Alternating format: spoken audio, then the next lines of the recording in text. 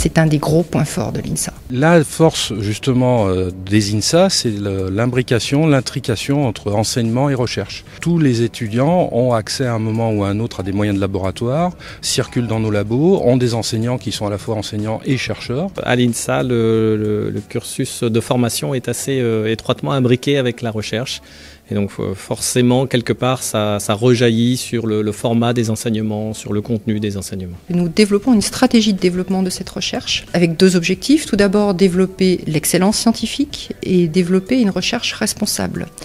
Une recherche qui va aller questionner les impacts de nos travaux de recherche sur la société et son évolution. Et cela, c'est en lien direct avec les valeurs de nos pères fondateurs, notamment Gaston Berger.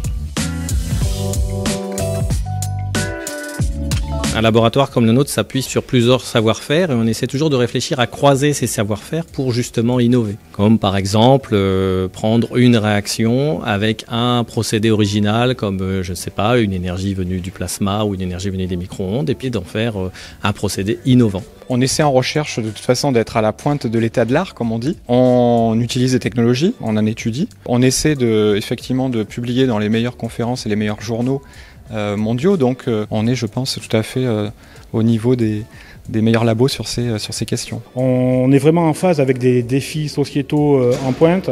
On a une recherche partenariale et un transfert de technologie qui est vraiment important. Donc ça veut dire que la recherche développée dans nos laboratoires, on fait en sorte qu'elle soit valorisée et utilisée dans l'industrie. Donc ça, c'est ce que l'on appelle le transfert de technologie et ça fait partie des aspects importants. Ici, c'est mon 12e chez moi. On a tout ce que j'ai besoin pour mener mon projet. J'ai un labo avec des collègues super sympas, une très bonne ambiance de travail. Les robots, il y en a à foison, on a Pepper, mais on en a d'autres en bas, il y a toute une salle d'expérimentation. Et puis derrière, le bagage accordé par l'INSA est non négligeable. C'est clair que l'excellence scientifique du Coria et de l'INSA est reconnue internationalement. Le contexte, le cadre de vie est clairement un des atouts du laboratoire et de l'école. On a toujours des superviseurs ou des encadrants qui sont là à niveau scientifique et aussi à niveau humain. Des fois, on sort tous les doctorants ensemble, ou aussi les doctorants avec les encadrants, c'est très bien. Clairement, c'est un des aspects qui fait que beaucoup d'ingénieurs qui viennent de sortir de l'école continuent en thèse après.